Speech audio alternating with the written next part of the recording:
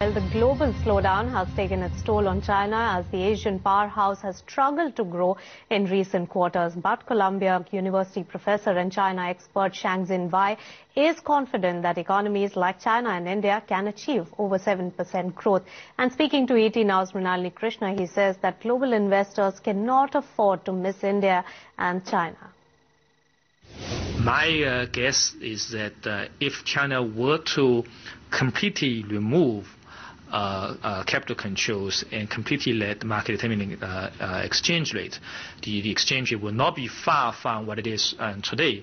If anything, there were periods in the last 4 months, last 2 years or so, there were periods in which one might argue that Chinese currency was overvalued rather than undervalued. Global investors are watching both India and China very, very keenly. Of course, there's a lot of political uncertainty in India as of now, and China too, again, as I said, had a lot of challenges.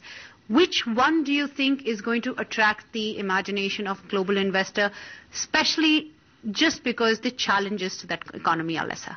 A smart investor will not choose one or the other, but the optimal allocation of investment will be putting some in both places, and both countries also have different strengths and different type of sectors that are relatively strong. I think over the next 10 years, both economies will do well relative to many other emerging markets. I think there's a pretty good chance that China can maintain 7% growth rate.